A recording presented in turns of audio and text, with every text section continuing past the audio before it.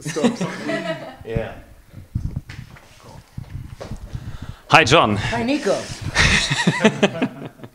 So this is your first time in Lünen, right? True. How was it here? Great. What's not to like? I mean, packed house, everybody singing along, making us feel welcome, so it was a great time. So you played here in front of how many people?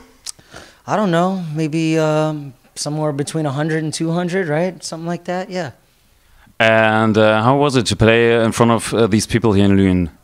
It's great. I mean, I always say at shows, I didn't have to say it tonight because we had a full house, but sometimes when we play clubs, it's not all the way full, and I tell people right away, hey, come up close, you know, it's not the amount of people at the party, it's having the right people at the party. And in Lünen? Come on, you saw for yourself, huh? I'm soaking wet, everyone out there is soaking wet. I mean, we gave it everything and made a great party tonight, and the crowd made a great party for us, so what's not to like? So in the 90s you were very popular, especially in Europe, and in the US, if I am right, you played quite often in such small clubs. So what do you like more? I like... honestly, I like small clubs because there's an immediacy to it. You know, you can make eye contact with people. But I also like big festivals, open air. You really have a chance to reach a larger audience and get reactions out of people, good or bad. You know, that's what I strive for. I like to see people into it or hating us. Just like I was saying, don't turn your back at the beer tent to me. Otherwise, you know, I don't like that. I like extreme reactions. Either you love it or hate it. Don't just ignore us. And you didn't just had eye contact. I mean, it was quite, I don't know how to say it in English, but with a full body, there was quite action. How would you say it in German?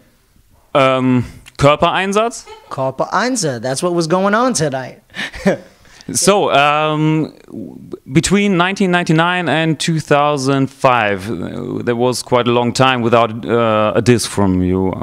Why? Yeah, well, we went through a real kind of hard time and a trying time for us.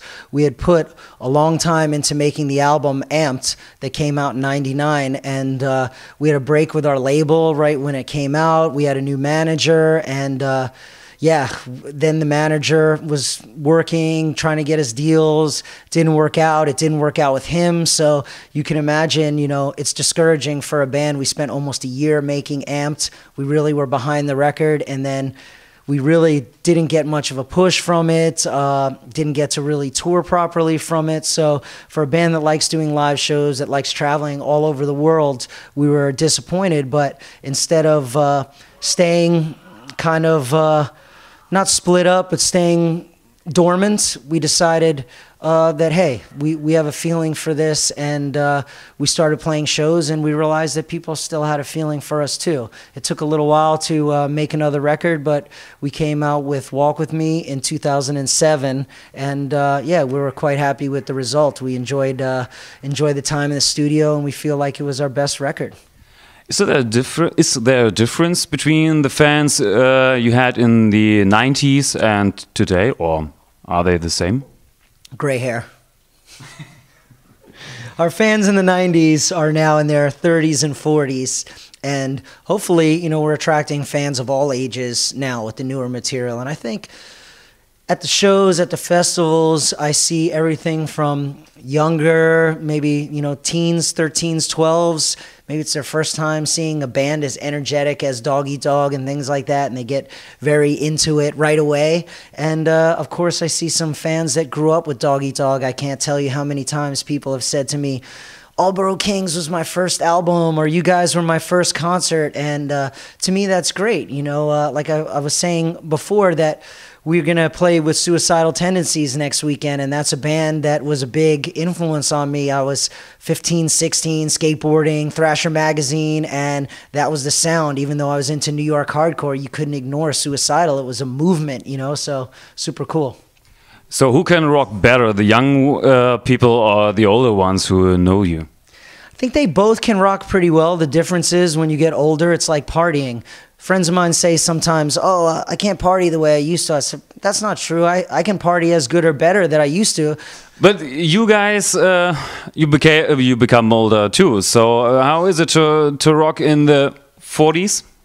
I think you just have to be smart about it, just like it is when you're in your 20s and 30s. I mean, it's easy to get worn down when you're taking flights, 2 flights a day, 2 trains a day. You know, you're not a kid. So tonight maybe I'm not drinking alcohol. I'm trying to relax. I have a show to do tomorrow. So it's important to know your limitations and to respect the fact that you're out here not only for yourself and your bandmates, but for people. And people are paying money or taking the time to come out and support you. So you have to give them that. And when you're maybe younger, you're not thinking about that so much. Everything is so new and fun. But when you've been around the block, you know, you learn a few things. The owner of Der Greif told me that this concert is quite familiar. What does he mean with that? Well, a fan of ours has a skateboard company called FUA, and he's been supporting Dog Eat Dog for like 7 years or 10 years. He's given us clothes. He made skateboard partnership with us where he made some decks, for us to sell on tour. So we had this day free, and he said, hey, would you guys consider coming, doing a show, small club for a low fee? And we had the time, and it seemed like it was a nice thing to do for a friend. And obviously everybody here likes him. A lot of people know him. He got to play drums with us. He surfed on the crowd. So he became a real part of the show. I told him, hey, this is what happens. You know, when you ask for something, be careful with what you ask for, because you might get more than it's a bargain. It was spontaneously, right? That he played the drums and that he surfed in the crowd? The surfing crowd was definitely spontaneous. It was supposed to be me. And I was like, I don't know. I've done it before, bigger and better. Too old? No offense. No, I still skate. I still skateboard. I still snowboard. I play ice hockey 3 days a week. So I'm fit. I'm active. But no, it was spontaneous for him. He has played drums a couple of times with us before, because often when we play Step Right In, we like to bring Brandon to the front and let our drummer get some light on his face. You know, he's hiding in the back. Things are falling down around him. You know, he needs to come out and enjoy the people. So normally we recruit somebody from a support band or something like this. And one day we had known Stefan for like 5 years, 6 years, and he's like, yeah, I'll play drums on Step Right In. We're like, what? He's like, yeah, I can play drums. We're like, come on, man. We've known you for 5 years. You never said anything about being able to play the drums. And it was a big festival at Iron Spec. There was like 3,000 people there, and he got up and did it, and he did a really good job. And it was a surprise to everybody, maybe even himself. But I think, yeah, I think he was quite nervous. He told me.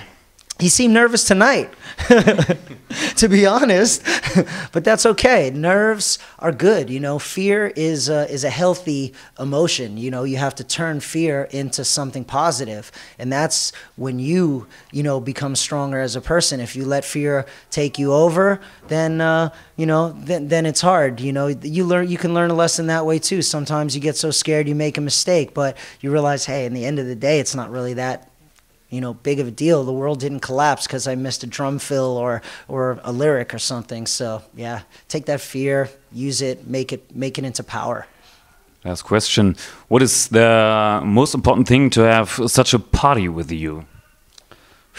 A crowd. I mean, we can party by ourselves on day offs. We can go to a bar or sit in a hotel room and make a party with our small family and band that tours with us. But we need you. We need the people. This is what makes it special. We see each other all the time. We're used to each other. That's a beautiful thing. But it's the new faces. It's the energy of the crowd that makes the party. And it doesn't matter really what size. Even though we've played much bigger shows than this, that doesn't mean that this isn't a great show or a great opportunity to make a connection with people. And music is about making a connection. I made a comment about Amy Winehouse, and I didn't mean it as disrespect to the woman. Obviously she was trouble, but her music will live on. She's left people something great.